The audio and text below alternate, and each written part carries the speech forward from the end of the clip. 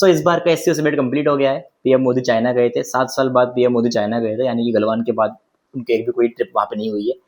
बहुत ही ज़्यादा खतरनाक विजुअल्स निकल के आए हैं वहाँ से। सबसे पहले तो हमने देखा कि वहाँ पे इंडिया और चाइना का एक बायलैटरल समिट हुआ था। वहाँ पे दोनों ने डिस्कशन हुआ है बॉर्डर के ऊपर और इकोनॉमिक टाइज के ऊपर, जो कि आपको मेनली पता है हमारा चाइना के साथ जो है वो एक ट्रेड डेफिसिट है। हमारे लिए वो ट्रेड डेफिसिट है, लेकिन चाइना के लिए वो ट्रेड सरप्लस है।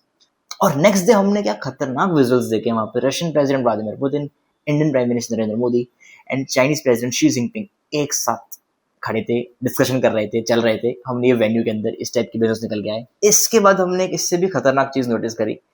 इस समिट के बाद रशिया और इंडिया का एक बायलैटरल समिट होना था अलग से। अब वो होना था अलग जगह पे। तो वेन्यू तक रशियन प्रेसिडेंट व्लादिमीर पुतिन और Indian prime minister Narendra Modi ji एक साथ पुतिन की ही गाड़ी में गए।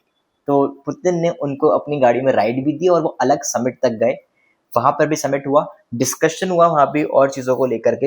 यूक्रेन को लेके वहां पर डिस्कशन हुआ, यूक्रेन वॉर का सिनेरियो, एनर्जी पे जो दोनों देशों का कॉपरेशन है कि यूएस की तरफ से इतना प्रेशर है, स्टिल इंडिया जो है रशिया से चीजें बाय कर रहा है, उसके ऊपर भी डिस्कशन हुआ।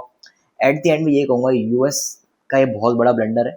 यूएस जो चाह रहा था कि हम इंडिया को अलग कर देंगे, रशिया रशिया चाइना से अलग करके हम इंडिया को अपने साथ ले लेंगे, ये पिछले कई प्रेसिडेंट्स की जो मेहनत थी, डोनाल्ड ट्रंप ने उसको मिट्टी में मिला दिया है। इंडिया यूएस रिलेशन अब बहुत पीछे जा चुके हैं। On the other hand China ने यहाँ पे मौके पर चौका मारा है। चाइना ने देखा कि इंडिया के रिलेशन यूएस के साथ बिगड़ रहे हैं, उन्होंने इस मौके को इस्तेमाल करके इंडिया के साथ अपने रिलेशन इंप्रूव करने शुरू करे। लेट्स सी आगे क्या अपडेट आता है। फर्दर अपडेट्स के लिए फॉलो करें।